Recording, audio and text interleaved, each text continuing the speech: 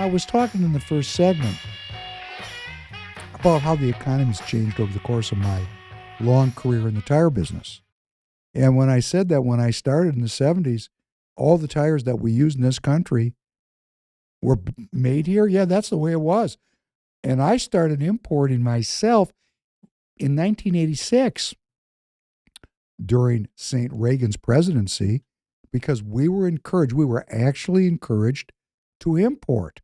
We were told to spread Americanism, to spread the idea of free trade, to spread the idea of democracy. Because, of course, we traveled all over the world to do this. And if you looked at my passport, I look like a diplomat. I've been in Korea, Japan, Vietnam, Thailand, China, Central America, Europe. I mean, I've just been Canada, Mexico. Yeah, I've been everywhere. I've been everywhere, man, if you remember that commercial. And, I was on the cutting edge of that. And I didn't think I was doing anything wrong. Our economy was so strong. Our country was so proud. And what we were doing is we were using price, the idea of the price, to undercut domestic production. Yeah, we were encouraged by the government to do it. It was crazy, but we didn't know any better. I was a young man in my 20s. I was chasing the cash. I was just chasing the cash. I didn't realize that I was destroying the lives and the livelihoods of American citizens who are my fellow American citizens.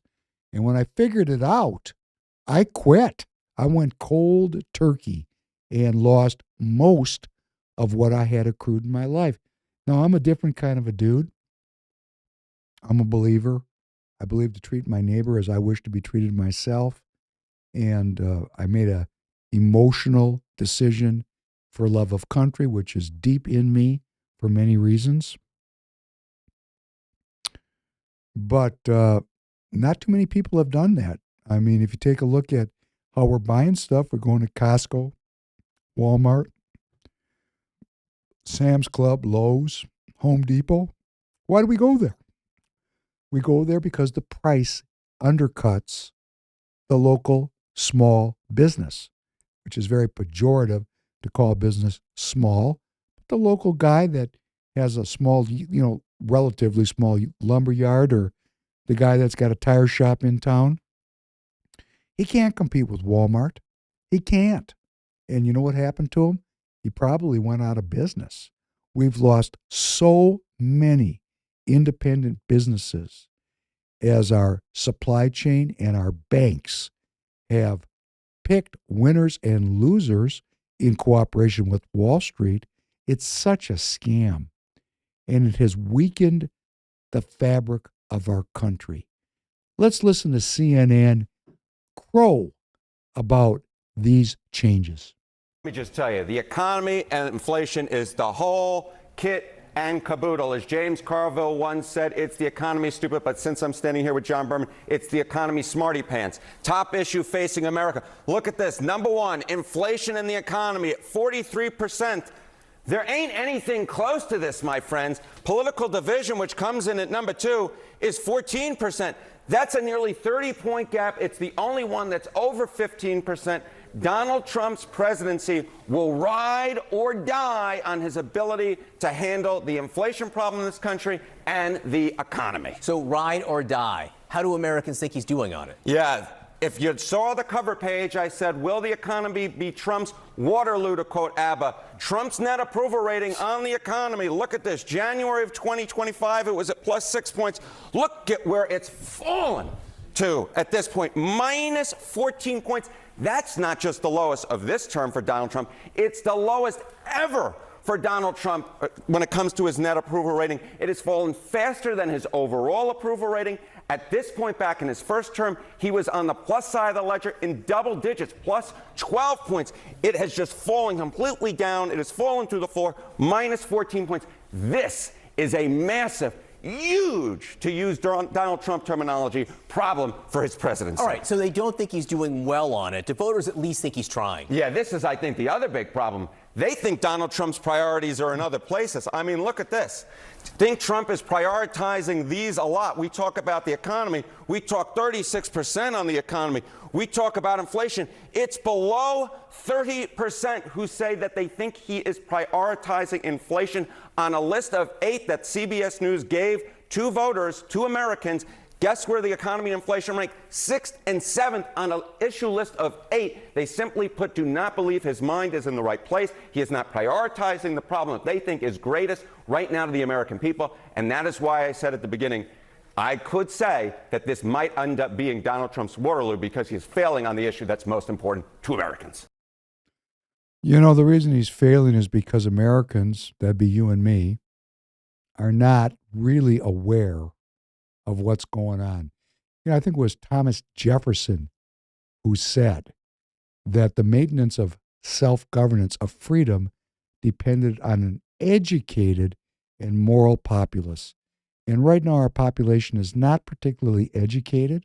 It's not the fault of the citizens. It's the intention of the educators. Yes, I said that. If you're a teacher, I'm sorry. My podcast is called the Professor Penn Podcast. I've done a lot of teaching, and I'm very well aware of the relative decline in insight, ability, and intensity of the midpoint of students over the course of my lifetime, in my opinion. People don't really know what's going on. People are focused on things that really are symptoms and not causes. The cause of all of our economic woes is the Federal Reserve and the printing of money, of fiat currency, to offset a budget deficit in the amount of about $1.5 trillion every year to the way back. We're $37 trillion in the hole, brothers and sisters. We're paying more on the interest on that debt than we're spending on the military. This is going to break the country. And if we're going to be focused on what we're paying for a pair of pliers down at the hardware store, instead of this debt, which is going to crush everybody and everybody's children and everybody's children. And, you know, there's this kind of thing out there, you know, it happens. It's an accident. They're kicking the can down the road. No, they are not.